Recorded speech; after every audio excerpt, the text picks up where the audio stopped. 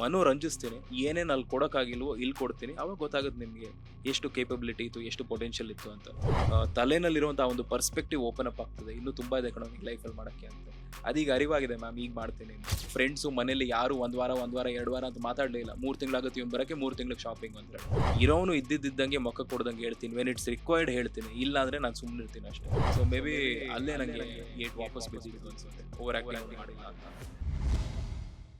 ಅಂದ್ರೆ ನೀವು ಆರ್ಜೆ ಆಗಿ ಮತ್ತೆ ವಾಪಸ್ಸು ಹೋಗ್ಬೇಕು ಅನ್ನೋ ಒಂದು ಇಂಟೆನ್ಷನ್ ಇಟ್ಕೊಂಡಿದ್ರಿ ಲೈಟ್ ಆಗಿ. ಅಂದ್ರೆ ಇಲ್ಲಿ ಬಿಗ್ ಬಾಸ್ ಬಂದಾದ್ಮೇಲೆ ಸ್ವಲ್ಪ ಫೇಮಸ್ ಫೇಮಸ್ ಆಗ್ತಾರೆ. ಫೇಮಸ್ ಆದ್ಮೇಲೆ ಬೇರೆ ಕೆಲಸ ಮಾಡೋಣ ಅಂತ. ಬಟ್ ಇದು ಫೇಮಸ್ ಯಾವಾಗ ಒಂದು 3 ತಿಂಗಳು ಅಥವಾ ಫೈನಲ್ ವರ್ಗೂ ಇದ್ದಾಗ ಒಂದಷ್ಟು ಫೇಮಸ್ ಆಗ್ತಾರೆ. ಬಟ್ ಅಮಿತ್ ಅವರು ಒಂದೇ ವಾರಕ್ಕೆ ಬಂದಿದ್ದಾರೆ. ಈ ಕ್ರೇಜು ನೀವು ಯೂಸ್ ಮಾಡ್ಕೊಳ್ಳೋಕೆ ಎಷ್ಟು ಪಾಸಿಟಿವ್ ಆಗುತ್ತೆ ಅಂತ ನೀವು ಅಂದ್ಕೊಂಡ್ ಮಟ್ಟಿಗೆ ನಿರೀಕ್ಷೆ ರೀಚ್ ಆಗುತ್ತಾ ಈ ಕ್ರೇಜು ಒಂದು ವಾರದ ಬಿಗ್ ಬಾಸ್ ಶೋ? ಖಂಡಿತ ಇಲ್ಲ, 100% ಇಲ್ಲ. ಒಂದು ವಾರ ಏನು ಸಾಕಾಗಲ್ಲ. ಒಂದು ವಾರ, ಅದು ಒಂದು ವಾರದಲ್ಲಿ ಕಾಣಿಸ್ಕೊಂಡು ಇಲ್ಲ, ಏನು ಸಾಕಾಗುತ್ತೆ? ತುಂಬ ಜನರಿಗೆ ಗೊತ್ತೇ ಇಲ್ಲ ನಾನು ಬಿಗ್ ಬಾಸಲ್ಲಿದ್ದೆ ಅಂತ. ಸೊ ಒಂದು ವಾರ ಆಬ್ವಿಯಸ್ಲಿ ಸಾಕಾಗಲ್ಲ. ಬಟ್ ಐ ಥಿಂಕ್ ಆ ಬಿಗ್ ಬಾಸಿಂದ ಬರುವಂತಹ ಅವಕಾಶಗಳಿಗಿಂತ ಜಾಸ್ತಿ ನನ್ನಲ್ಲಿರುವಂತಹ ಈ ಒಂದು ಕಾನ್ಫಿಡೆನ್ಸ್ ನಾನು ಬೆಳೆಸಿದ್ದೀನಲ್ಲ, ಇದು ಸ್ವಲ್ಪ ರೇರ್ ನನಗೆ ಬರೋದು. ಬಂದಾಗ ಕಂಪ್ಲೀಟಾಗಿ ಯೂಟಿಲೈಸ್ ಮಾಡ್ಕೊಳ್ಳೋಣ, ಕಂಪ್ಲೀಟಾಗಿ ಮುಂದೆ ಬರೋಣ ಅಂತ. ಮೇ ಬಿ ಆ ಪ್ಲ್ಯಾಟ್ಫಾರ್ಮಲ್ಲಿ ನನ್ನ ಪೊಟೆನ್ಷಿಯಲ್ನ ಕಂಪ್ಲೀಟಾಗಿ ಪ್ರೂವ್ ಮಾಡೋಕ್ಕಾಗಿಲ್ಲ. ಬಟ್ ಇನ್ನು ಬೇರೆ ಪ್ಲ್ಯಾಟ್ಫಾರ್ಮ್ಗಳು ಇಲ್ಲ ಅಂತ ಏನಿಲ್ವಲ್ಲ, 100% ಹೋಗ್ತೀನಿ. ಬೇರೆ ಬೇರೆ ವಿಜುವಲ್ ಪ್ಲ್ಯಾಟ್ಫಾರ್ಮ್ಗಳಲ್ಲಿ ಹೋಗ್ಬಿಟ್ಟು ಮನೋರಂಜಿಸ್ತೀನಿ. ಏನೇನು ಅಲ್ಲಿ ಕೊಡೋಕ್ಕಾಗಿಲ್ವೋ ಇಲ್ಲಿ ಕೊಡ್ತೀನಿ. ಅವಾಗ ಗೊತ್ತಾಗುತ್ತೆ ನಿಮಗೆ ಎಷ್ಟು ಕೇಪಬಿಲಿಟಿ ಇತ್ತು, ಎಷ್ಟು ಪೊಟೆನ್ಷಿಯಲ್ ಇತ್ತು ಅಂತ. ಸೊ ಆ ಒಂದು ಕಾನ್ಫಿಡೆನ್ಸು ಈ ಒಂದು ಕಾರ್ಯಕ್ರಮ ನನಗೆ ಕೊಟ್ಟಿದೆ. ಆ್ಯಂಡ್ ನಾನು ಬಿಟ್ಕೊಡಲ್ಲ ಮ್ಯಾಮ್ ಇನ್ಮೇಲಿಂದ. ಇನ್ನು ಮುಂದೆ ನಮ್ಮದೇ ಹವ. ಸೊ ಅಂದ್ರೆ ಇವಾಗ ಟ್ರೆಂಡ್ ಆಗ್ತಿರೋದು ಯೂಟ್ಯೂಬ್ ಕಂಟೆಂಟ್ ಕ್ರಿಯೇಟರ್. ಈಗ ಆರ್ಜೆ ಆಗಿ ಮತ್ತೆ ತನ್ನದೇ ಗೂಡಿಗೆ ಹೋಗೋದಕ್ಕಿಂತ ಬಿಗ್ ಬಾಸ್ ನಲ್ಲಿ ಏನು ಅಮಿತ್ ಅವರ ಒಳ್ಳೆಯ ಮುಖ ಅಥವಾ ಕೆಟ್ಟ ಮುಖ ಅಥವಾ ಒಂದು ಕರೆಕ್ಟ್ ಮುಖ ನೋಡಿಲ್ದಿದ್ದವ್ರಿಗೆ ನಿಮ್ಮದೇ ಪ್ಲಾಟ್ಫಾರ್ಮ್ ಅಲ್ಲಿ ಆ ಮುಖ ತೋರಿಸ್ತೀರಾ, ಆ ಟ್ಯಾಲೆಂಟ್? ಖಂಡಿತ ಅದು ಕೂಡ ಮಾಡಬಹುದು. ಅಂದರೆ ನನಗೆ ಯೂಟ್ಯೂಬ್ ಅನ್ನೋದು ಒಂದು ಫುಲ್ ಟೈಮ್ ಇದಾಗಿ ಮಾಡೋಕ್ಕೆ ಸದ್ಯಕ್ಕೆ ಆಗಲ್ಲ. May be I will find something.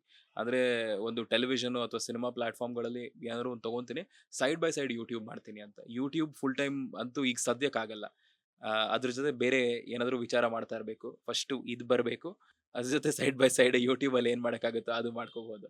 So ಅದಕ್ಕೆ ನಾನು ಪ್ಲ್ಯಾನ್ ಮಾಡಿಬಿಟ್ಟು, ಬಟ್ 100% ಯೂಟ್ಯೂಬ್ ಚಾನಲ್ ಓಪನ್ ಮಾಡ್ತೀನಿ. 100% ಮನೋರಂಜಿಸ್ತೀನಿ. ಸಿಕ್ಕಾಪಡೆ ಮಜಾ ಇರುತ್ತೆ. ಇನ್ನೂ ತುಂಬ ಇದೆ ಮಾಡೋಕ್ಕೆ. ಈಗ ಆ ಒಂದು ತಲೆನಲ್ಲಿರುವಂಥ ಆ ಒಂದು ಪರ್ಸ್ಪೆಕ್ಟಿವ್ ಓಪನ್ ಅಪ್ ಆಗ್ತದೆ. ಇನ್ನೂ ತುಂಬ ಇದೆ ಕಣೋ ನಿಂಗೆ ಲೈಫಲ್ಲಿ ಮಾಡೋಕ್ಕೆ ಅಂತ. ಅದೀಗ ಅರಿವಾಗಿದೆ ಮ್ಯಾಮ್, ಈಗ ಮಾಡ್ತೀನಿ ಇನ್ನು. ನೀವು ಸಬ್ಸ್ಕ್ರೈಬ್ ಮಾಡಿ ಅಷ್ಟೇ. ಓಕೆ. ಅಂದ್ರೆ ಅಮಿತ್ ಅವರು ಬಿಗ್ ಬಾಸ್ ಮನೆಗೆ ಹೋದಾಗ ಎಷ್ಟು ದಿನ ಇರ್ತೀನಿ ಅಂತ ಅನ್ಕೊಂಡಿದ್ರಿ? ಶಾಪಿಂಗ್ ಎಲ್ಲ ಹೆಂಗ್ ಮಾಡಿದ್ರಿ? ಒಟ್ಟು ಬಿಗ್ ಬಾಸ್ ಮನೆಗೆ ಹೋಗೋಕ್ಕೂ ಮುಂಚೆ ಎಷ್ಟು ದಿನದ ಪ್ರಿಪ್ರೇಷನ್ ನಿಮ್ದು? ಮ್ಯಾಮ್ ಐ ಥಿಂಕ್ ಆಲ್ಮೋಸ್ಟ್ ಒಂದು 1.5 ಮಂತ್ಸಿನ ಪ್ರಿಪ್ರೇಷನ್ ಇತ್ತು. ನಾನು ಪ್ರತಿ ಸಲ ಹೋಗ್ಬೇಕಾದ್ರೆ 3 ತಿಂಗಳು ಇರ್ತೀನಿ ಅಂತ 3 ತಿಂಗಳೇ ತಲೆಲಿದ್ದು. ಯಾರು ಫ್ರೆಂಡ್ಸು ಮನೇಲಿ ಯಾರು 1 ವಾರ 2 ವಾರ ಅಂತ ಮಾತಾಡಲೇ ಇಲ್ಲ. 3 ತಿಂಗಳಾಗುತ್ತೆ ಇವ್ನು ಬರೋಕ್ಕೆ, 3 ತಿಂಗ್ಳಿಗೆ ಶಾಪಿಂಗ್ ಅಂತ ಹೇಳಿ. ಬಟ್ ನಾನು ಶಾಪಿಂಗ್ ಮಾಡಿದ್ದು ಆಲ್ಮೋಸ್ಟ್ 1.5 ಮಂತ್ಸಿಗೆ ಆಗುವಷ್ಟು ಶಾಪ್ ಮಾಡಿದೆ. ಸಿಕ್ಕಾಪಟ್ಟೆ ಖರ್ಚು ಮಾಡಿದೆ. 1.5 ಲಕ್ಷದ ಮೇಲೆ ಖರ್ಚಾಯಿತು.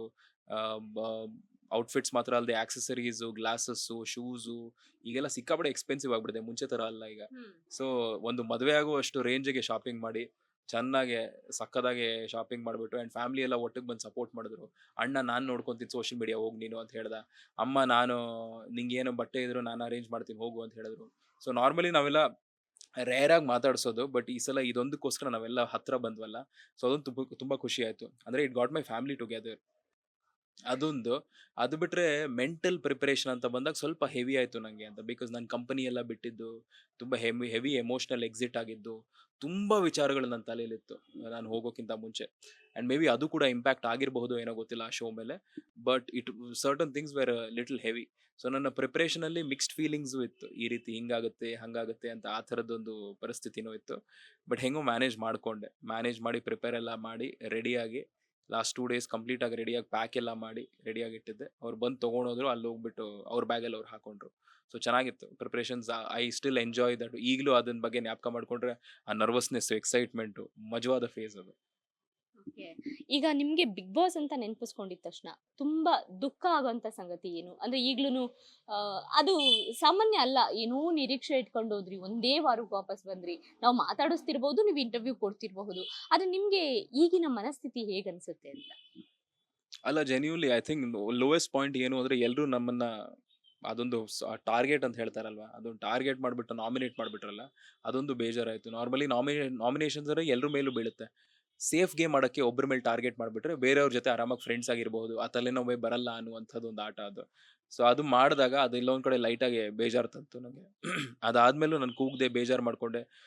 ನನ್ನ ತಲೆಯಲ್ಲಿ ಆಚೆ ಬಂದಾದ್ಮೇಲೆ ಹೆಂಗೆ ಇವ್ರುಗಳ ಜೊತೆ ಫ್ರೆಂಡ್ ಆಗಿರೋದು ಅಂತ. ಅವ್ರುಗಳ ಜೊತೆ ಜೆನ್ಯೂನ್ಲಿ ಕೆಲವು ಜನರ ಜೊತೆ ಫ್ರೆಂಡ್ ಆಗೋದು ತುಂಬಾ ಕಷ್ಟ ಅಲ್ಲಿ ಮನೇಲಿ. ಅವ್ರು ಬಿಡ್ಕೊಡ್ತಾ ಇರಲಿಲ್ಲ ಮಾತಾಡೋಕ್ಕೆ ಸರಿಗೆ.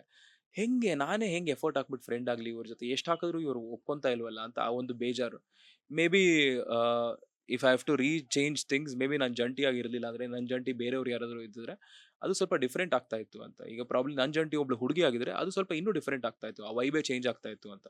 ಸೊ ಅದೊಂದು ಈ ಥರದ ಯೋಚನೆಗಳೆಲ್ಲ ಅವಾಗವಾಗ ಬರ್ತಾ ಇರುತ್ತೆ ಮ್ಯಾಮ್. ಬಟ್ ಯೋಚನೆಗಳಷ್ಟೇ, ಬೇರೆ ಏನೂ ಇಲ್ಲ. ಅಂದ್ರೆ ಈಗ ಬಿಗ್ ಬಾಸ್ ಅನ್ನೋದು ಕಮರಿದ ಕನಸು ನಿಮ್ಗೆ.